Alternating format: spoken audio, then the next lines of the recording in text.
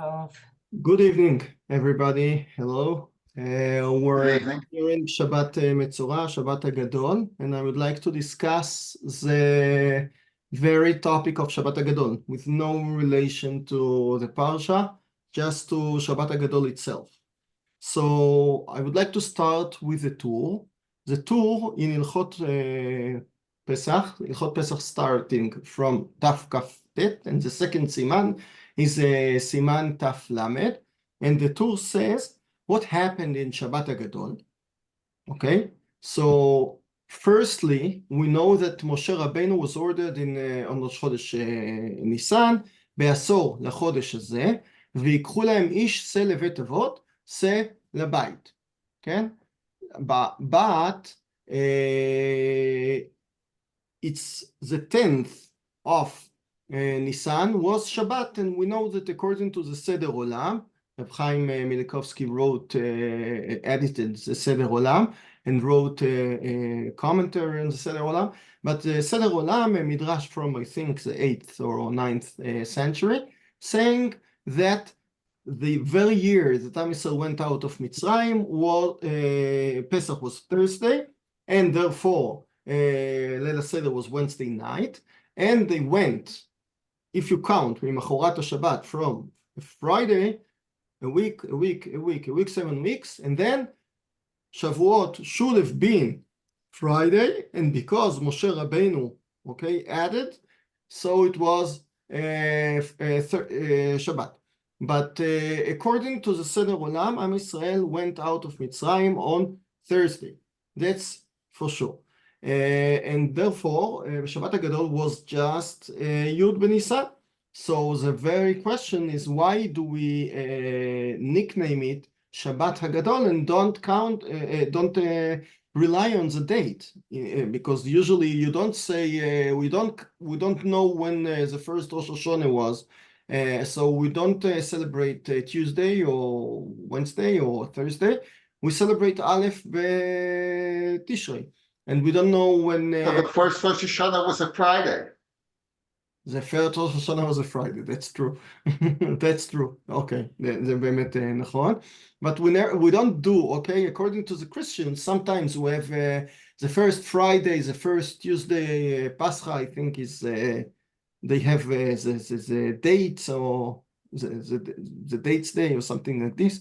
So they have something that is on the Tuesday. I remember being in Europe, so some museums are free or closed on the second Tuesday of the month. But in Judaism we don't have such a thing. We rely just on the date. We don't count on the day in the week. There is no shaykhut. It doesn't matter whether Chanukah by the Hashmonaim הם שחררו את בית המקדש just on a Monday. We do it on Kafei Bekislev because for לדורות we remember just the date in the month. So the big question is, why do we celebrate Shabbat? And that may be the answer why we call it Shabbat Hagadol, because there are many perushim, because of a long drasha, a lot of things, but it might be that we stress out the statue of Shabbat instead of Yud B'Nisan, and therefore Shabbat is Gadol, because we enlarge the statue of Shabbat, because we should have just mentioned the statue of Yud B'Nisan. So that's the background, and now we'll go back to the Tur. The Tur, Baal HaTurim, in his commentary to Siman Taf Lamed, says what happened in Shabbat Hagadol. So he talked about the year that Am Yisrael went out of Egypt, out of Mitzrayim, and then he says, She'alu HaMitzrim, everybody took his lamb and tied it to the bed, and then She'alu HaMitzrim, the Egyptians asked them, Lama ze lachem? Why do you need the lamb? And והשיבו לשוחטו לשם פסח, because הקדוש ברוך הוא told us במצוות השם עלינו. והיו שיניהם כהות ולא היו רשאים לומר דבר. So pay attention to the meaning of the Torah. Shinehem were kehot. It reminds us of the Ben Rasha in the Haggadah that הקהה שיניו. So היו שיניהם כהות, ולא היו רשאים לומר דבר, ועל שם הנס קרה. So if we look in the Rishonim, what really happened in that Shabbat, so we have several and various answers. Tosfot על התורה, you know that בעלי התוספות were a group of 200 people living in 200 years after the year of Rashi. The famous בעלי התוספות הרי and Rabbeinu Tam and Rashbam, all the grandsons of Rashi, but there are many others, and they have a commentary on the Torah. Usually it's like the commentary of the French commentaries, because most of them were French. And Tosfot al Torah says that the nes, the miracle, the very Yud Benisan, then was that the Egyptians didn't kill Am Israel. So it was a miracle of survival. We survived from being killed by the Egyptians, who were very angry that we were taking their God, and therefore it's a nes. Tosfot on Shabbat, on Masechet Shabbat, the famous Tosfot that we know is on the daf, on the blot, on the Gemara, not by the Tosfot al Torah. So it's the same group of people, but different people, different Chachamim, and maybe somebody else says that on Shabbat. He says that the nes is what we mention in Hallel. In Hallel we say, למכה מצרים בבחוריהם כי לעולם חסדו. And we know the story brought up in the Midrash that Am Israel, when the Makat Bechorot started, so all the Bechorim were very angry at their fathers, and they killed them. And they started a brother war, and when the Goyim fight with each other, we survived. So that was a miracle. The miracle was not a survival of the Jewish people, but the being killed of the Egyptian people. That's according to Tosfot. Rashi, in several places, either in Sefer HaOra, you know that Rashi, we have to know that, Rashi doesn't have just his commentary on the Torah, on the Talmud. Rashi has his Beit Midrash. He has a lot of Talmidim, and they wrote several books of halacha and minhagim of Rashi's area. One of them is called Sefer HaOra, one of them is called Sefer HaPardes, and one of them is called Sidur Rashi. There is a Sidur from the Beit Midrash of Rashi from Mainz, from Worms. And then Rashi says that the Egyptian wanted to take revenge of the Jews by taking their lamb, their God, and they wanted to take revenge. They didn't succeed in taking revenge, and therefore not only that Am Israel wasn't damaged, but also that the Egyptians themselves were damaged. So we have here Tosfot al Torah says that the miracle was that we survived. Tosfot on the Shas, on Shabbat, says that the miracle was that the Egyptians got killed. And Rashi combined them together and said that at the beginning they wanted to take revenge and fight with us, but we survived, and instead of us, they fought with their fathers, or they fought with themselves, and somehow they were injured. Okay. But isn't part of the reason Mitzrayim went after Bnei Israel is to bring them back to Abdut? Okay, yeah. They didn't go to kill them. They went to bring them back. Yeah, not on all the Egyptians were killed. Yeah, that's for sure. And there is a Nes of Kriyat Yamsuf for sure. Okay, just a few of them. A few of the masters were killed. I don't know how many. Okay. No.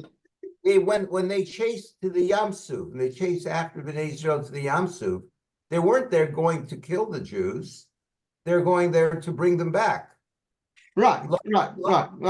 So, but you know, basically when you enslave somebody, you want to use it to extract, to use it as a koach avodah, okay? But when this person uses your God, then you get angry, you get mad, and you do irrational things, and then you fight and try to kill him, okay? And we have to say such a thing. It's a good question, okay? But that's the real difference between a person that makes decisions out of thought or out of anger. And the Egyptians were very angry at that day of 10th of Nisan, and they didn't make anything rational, and they lost almost, chas v'sholom, their koach avodah, the power of slaves.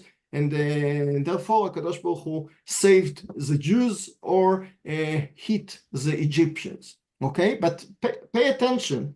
The Tur, okay, the Tur is Baal HaTurim, is the son of the Rosh, Rabbi Yaakov Baal HaTurim, another French, like Rashi, like Tosfot, and he didn't say that neither that the Jews were survived, or nor that the Egyptian got hit. He said, I go back to his words, והשיבו לשוחטו לשם פסח במצוות השם עלינו, והיו שיניהם כהות ולא היו רשאים לומר דבר. So according to the Tur, it's very interesting. The ness is not a survival, and it's not a eating. It's not ונהפוך הוא אשר ישלטו היהודים המה בשונאיהם, not such of a thing. But we start יציאת מצרים with לא היו רשאים לומר דבר. Meaning that when you are enslaved, so the master talks and you're as a slave shotek, okay? And when we get out of it, and one of the ways to freedom, one of the independence character is to talk, to open your mouth, to be able to question. Now we know it's not even slaves and adonim and masters. 7th of October, okay? Now we all talk about the concept that was in front of the decision takers, okay? And nobody asked. They just said there is a wall to Gaza, and nobody asked what's going on with this information, with that information. So I think I said it many times that it's just a miracle, a bad miracle, and there is no way of looking into it. But in any case, nobody asked, and when you question, you make sfekot, you make doubts in assumptions, in things, and then you become ben chorim because you open your mind to other options. Okay, so we start Leil HaSeder. Basically, we can talk about Rosh Chodesh, but now we talk about Shabbat Hagadol. We start Leil HaSeder with the Mitzrim being silent on Yud Nisan, and Am Yisrael started talking, and that's why we say Pesach, and we talk, we say מספרים כל הלילה ביציאת מצרים, etc., because that symbolizes the Ben Chorim. And another thing that I think that is a hint in the Divrei Tur. The Tur talks about the Egyptians, right? The Egyptian asked, what do you need that for? And we answered, we need it למצוות השם עלינו, והיו שיניהם כהות, ולא היו רשאים לומר דבר. So we mentioned that the Lashon Tur very similar to the Ben Arasha. Okay, the Ben Arasha, הכה את שיניו, okay, he asks something very annoying, and we answer him by hakeh shinav, whatever it means, breaking his teeth, or I don't know, or unsharpening his teeth, or whatever you say. But the same loshon that we use for the Ben Arasha in the Haggadah, the Tur uses for the Egyptians. And I think that, just imagine the time Israel, each family is going to buy a lamb, and they tie it to the Kir'ei Amita, and you know that not all of them were nice people. A lot of them were Rishonim. You know the famous midrash that 80% to 98% to 99.8% of them died in Makat Choshech because they were evils. So when you have such a confrontation with the Egyptians, you take their God and put it, and you just wait. And it's very, as we made fun yesterday in the Shiur, that you wait and you wait. You usually you don't go to Pesach like this, that you sit down nicely and calmly and wait till Pesach comes. You come like with a Nashon Bachutz, with a tongue outside, because out of word. But at that year, Am Yisrael were ordered from Rosh Chodesh to wait, and I'll tell you what to do. You don't do anything. And it's very difficult. So obviously, the Rishonim ask them, why do you mitgareh? Why do you make riots? Why do you start with the Egyptians? You know that the famous Gemara about Mordechai, the Gemara said in Masechet Megillah that not everybody was happy with Mordechai's decision to annoy Haman, to go in front of him and not to be mishtachaveh. Some people said that you're mad. You make a war against us. So the same thing happened probably with the Rishonim. They were heretic. They were against taking the lamb, and the problem with Am Yisrael was not against the Egyptians, it was against the Rishonim, was against their own son. But what happened with us? Some of our sons thought that we're mad, that we start a war without any reason, and therefore we say to the Rasha, when he comes and says, מה העבודה הזאת לכם? ואמרתם זבח פסח הוא להשם וכו' וכו', and then אילו היה שם לא היה נגאל. Usually we think that it's just a curse, or you should have better not been nig'al from Mitzrayim.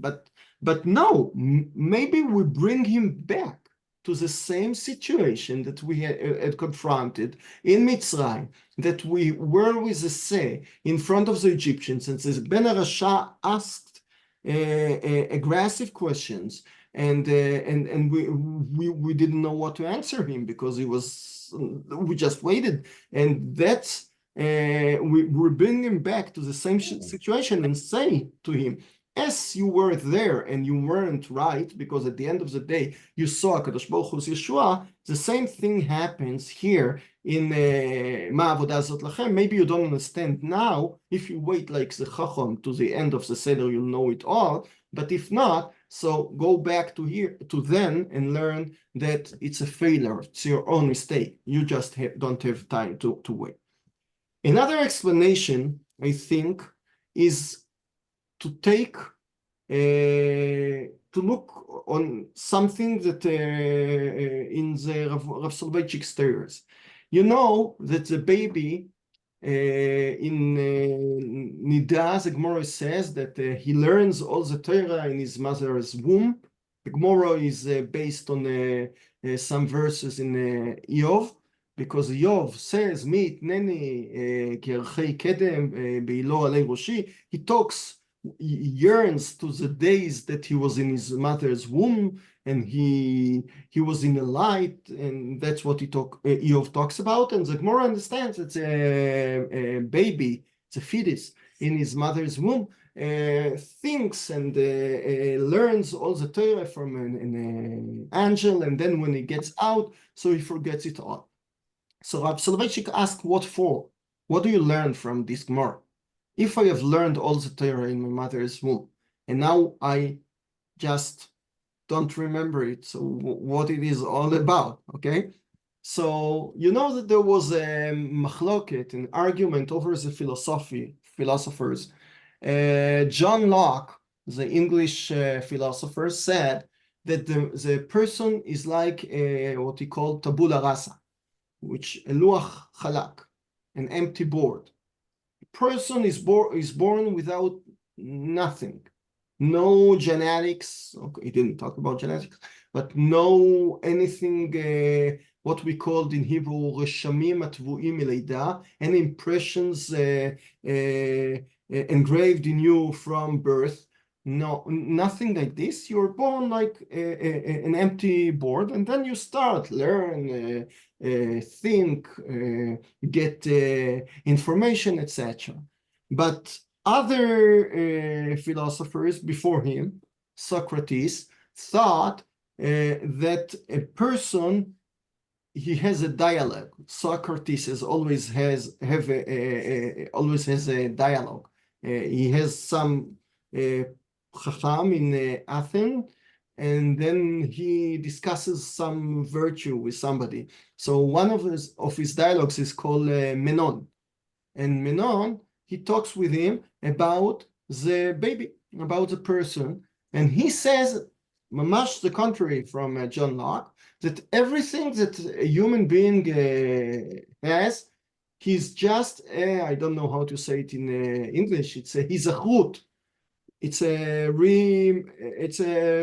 remembering what you had in the past. You just get to anything, you have everything by being a baby. Everything is danced in your mind. You don't remember it, you don't recall it. So you have to dig and dig and dig in your soul, in your nefesh, in your whatever, and then you expose more and more and more parts that you didn't know that existed, but then you just reveal what you have had from birth.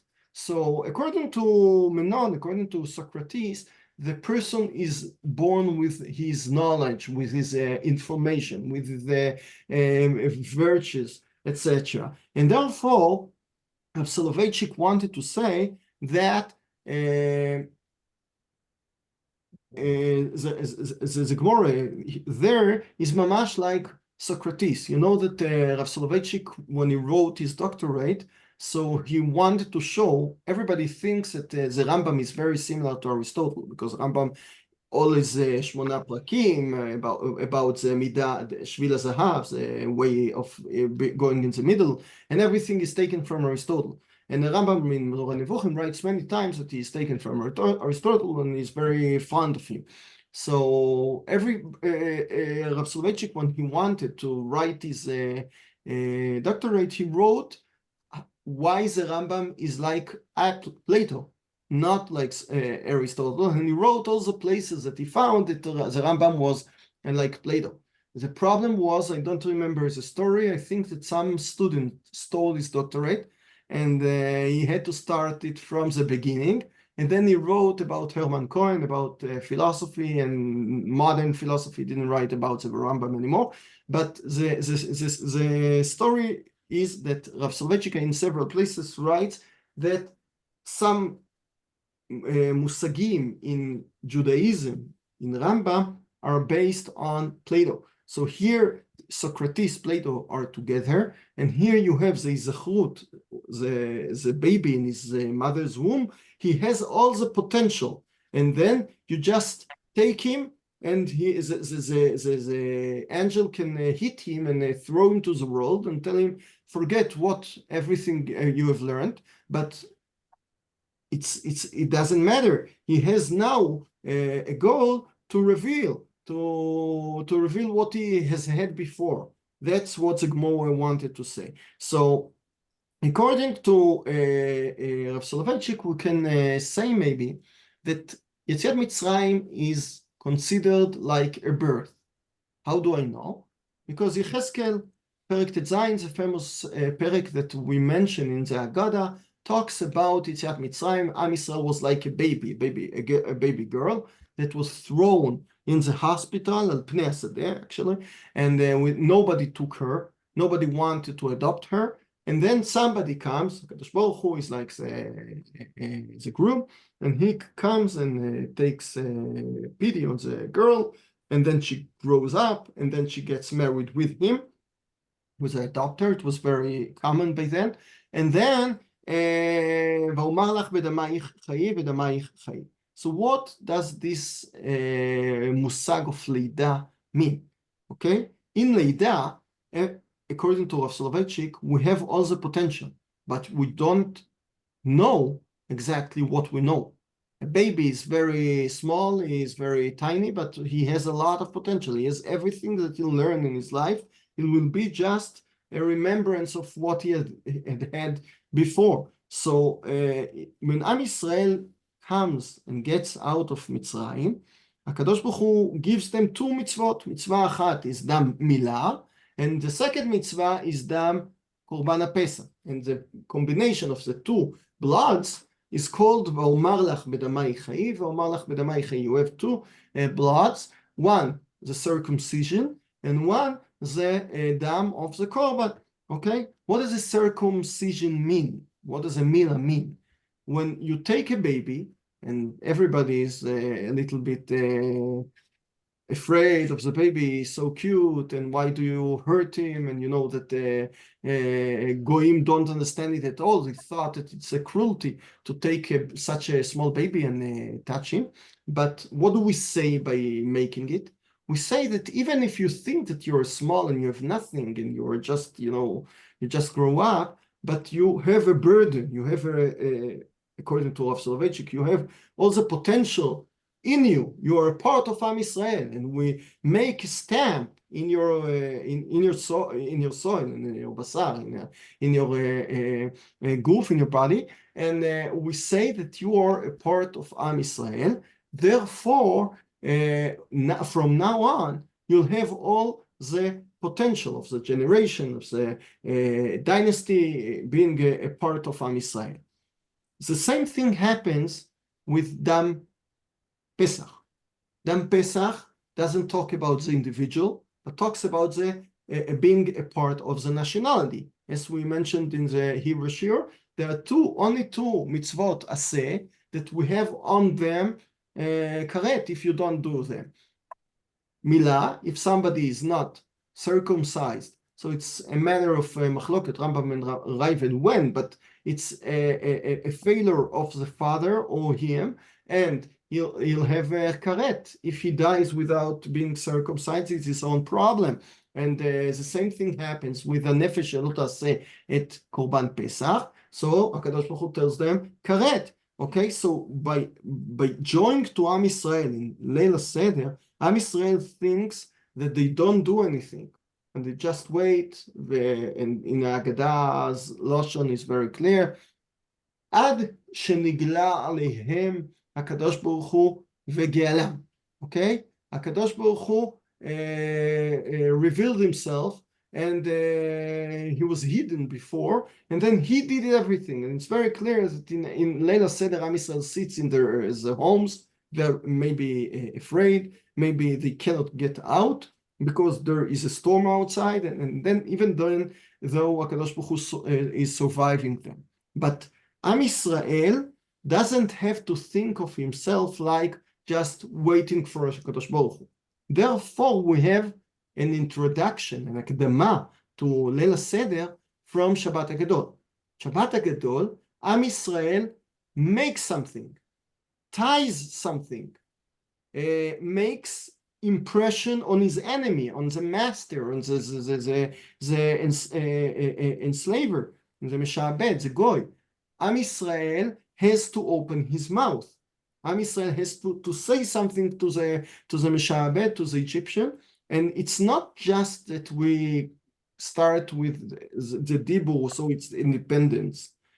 It's when you do something, you have your own participation in Am Yisrael. You have your own participation in the big potential that you have to the future.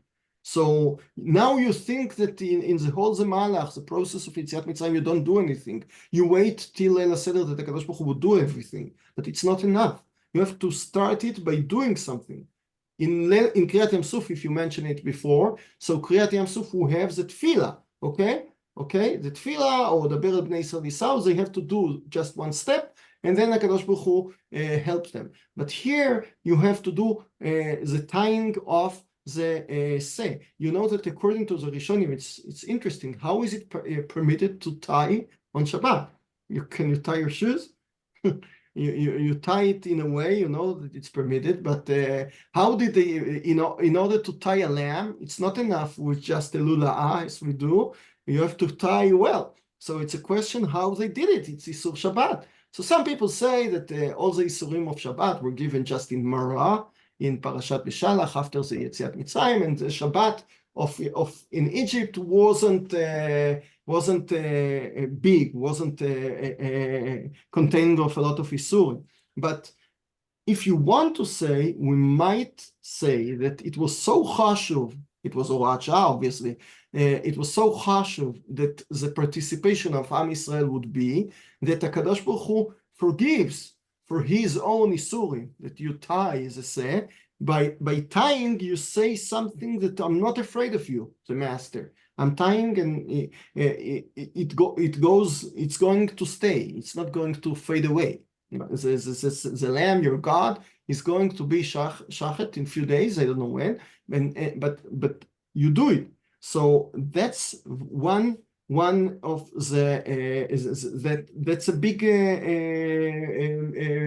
important. You know that the Chizkuni says one of the reasons why it's called Shabbat Hagadol. So the Chizkuni says that the first mitzvah was on Shabbat. The first mitzvah of Lekichat Aseh. You know that Rashi, the first Rashi on the Torah, says something otherwise. Rashi understands that Kiddush HaChodesh, or HaChodesh הזה לכם, is the first mitzvah. אמר רבי יצחק, לא הייתה התורה צריכה להתחיל, אלא מהחודש הזה לכם. Okay? Because it's the first mitzvah. But according to the Chizkuni, and it's interesting, because usually the Chizkuni is a commentator, a super commentator of Rashi, because he is a commentator on Rashi. And here the Chizkuni says, no, the first mitzvah was to take the seh, and that's why it's called Shabbat Hagadol, Shabbat שהייתה בו מצווה ראשונה, okay? So with the Chizkuni or without the Chizkuni, okay, we have now the participation of Am Yisrael. It's not just mishchu, it's khu. You take something, you tie it, you show that Am Yisrael is not afraid of anybody. Another aspect, I think Chizkuni, yeah, Chizkuni, I think, is on the right track. That the Mishchu Ukuchu is the first mitzvah for a Jewish individual. It's not on an individual. It's nothing to do with me. It's okay. So you say that Rashi and Chizkuni don't have a machloket. Rashi talks about the plural as a klal, and the Chizkuni talks about the individual. Might be. Maybe I made a machloket, and that's what I remember. But maybe if I look in the Chizkuni, it just says, yeah, it's Agyoni, what you say. Okay. Now let's go for another few things, small, minor things to finish. You know that several things happened on Yom Yud Be Nisan. The first one was taking the lamb in that Shabbos of Shabbat Hagadol. The second one was Kriyat HaYarden. That's explicit in Sefer Yehoshua, Perek Gimel, I think, that the Yarden was torn into two ways, and Am Yisrael went in the ground there. Okay? It was Yud Be Nisan. And who passed away on Yud Be Nisan? Miriam. We know that Siman Taf Kuf Pei in Shulchan Aruch, the Shulchan Aruch brings there a lot of yortzeit of a lot of people, and one of the famous yortzeits, the Shulchan Aruch mentions that Yud Ben Nisan is Yom Ptirata Shel Miriam. If you look at Miriam's figure, you find out that Miriam thought out of the box. The famous Gemara in Sotah, that Miriam told her father, Opa, do you hear me? Now we can see. Yeah, yes, I see that the connection is unstable. I've come back. Okay, yeah. So I'll go back. Do you hear me? Yes. Yes. So the Gemara in Sotah says that her father parash מאשתו, and then she said, גזירתך קשה משל פרעה, שפרעה גוזר על הזכרים, ואתה גוזר גם על הנקבות, ואז הוא אמר לה, you're right, נשק, kissed her, and told her that you're right, and he remarried his wife, and from then on everybody took, because it was Gdolador, so everybody took back his wife, and he saved the whole generation. So just because of, I see you, Mr. Posner, do you hear me? Because I see you. Okay, I'm sorry. I mamash If I close. don't hear, I go like this. Okay, okay. So I'm very close to the internet. I have no understanding what's going on. Okay, and it's a new computer, so I cannot even blame the computer speed. Okay, so according to this famous Gemara that Rashi brings it on the Torah, so Miriam was the first one in Egypt to get out of the being stubborn, being in a thought that we cannot get out of it. We have a box, we're in the box, and we cannot get out of the hole or the box or the jail, and we cannot think anymore. Miriam thought out of the box, and she said to her father, what do you do? Depression would not let you go anywhere. So just be smart and use what you can do. Okay, the Egyptian throws the babies, boys, but maybe you can save the baby girls. Okay, so she was the first one to think out of the box, and that's what happens in Yud B'Nisan. The same day of Yud B'Nisan, Chatziat HaYarden is something like Kriyat Yam Suf that is a bigness that out of the blue, there is no reason that the water will be torn into two parts. As Maharal says, water is mamash the opposite. Water, you know that if you have a leaking somewhere in the house, so they come from all the places to be on one place, and the opposite thing happens in the Kriyat Yarden and Kriyat Yam Suf, that the water goes to the opposite directions and make a place to Am Yisrael to go. So it's irrational, and it's like Miriam and what Am Yisrael did on taking the first Yud B'Nisan was irrational as well. Another thing that we have, and with it I'll finish, is that Shabbat Hagadol has a combination of Shabbat, which is a female, Shabbat Gdola usually, and Gadol, which is a male. Okay, it's an adjective for male in Hebrew. Shabbat Hagdola. You don't say Shabbat Hagadol. That's something that has no meaning. Everybody asks why you say Gadol, and I said because of the Gadol speaks, because of the day is big, its day is long because of the drosha, and therefore it's called Gadol. But all the answers are trying to not to talk about the Shabbat, but to talk about the day, talk about the speecher. Okay, but take Shabbat Nekeva and take Gadol Zachar and see that what we saw before. Am Yisrael is like Nekeva in all the process of Yetziat Mitzrayim. They don't do anything. They wait to HaKadosh Baruch Hu to appear to help them. All over the 10 Makot, Am Yisrael did nothing. It was just Moshe or Aharon, sometimes not even them, and everything was done by HaKadosh Baruch Hu. Just now in Shabbat Hagadol, we start doing things, and that's what's a partnership with the HaKadosh Baruch Hu, that Am Yisrael is involved. It has a role in doing something. That's why it's called, from a Nekeva, we talk about Zachar. You know that Tosfot in Masechet Pesachim says that in the future it will be Shir Chadash. We say in the Haggadah, V'nashir lecha Shir Chadash. So why is it Shir Chadash and not Shira Chadasha? So Tosfot says that all the Shirot in Olam Hazeh are called Shirot, Lashon Nekeva, because they are weak. But the Zachar, all the Leida, when a female gives birth, so it's with an ache, with Ke'ev. Okay, nothing comes easily. But Zachar, when he makes Yeshua, so the salvation is easy because he doesn't have any Ke'ev with it. So with this pattern, Tosfot says that all the Shirot in our Olam are called Shirot Nekevot, Shirot Chadashot, Nekeva, female. But in the future, we'll have Shir Chadash, we'll have just male.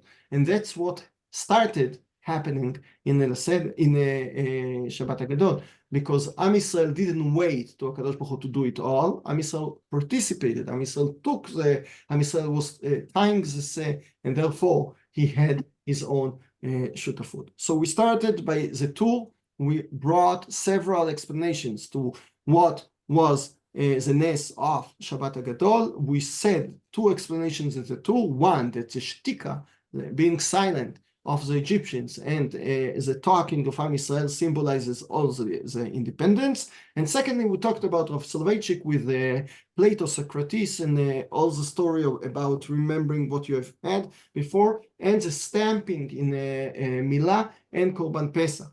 Later on, we spoke about Miriam and Yud Ben Nisan as thinking out of the box, and we finished with Nekeva and Gever. And Nekeva is not being just waiting to HaKadosh Baruch Hu to help, and Am Yisrael participated.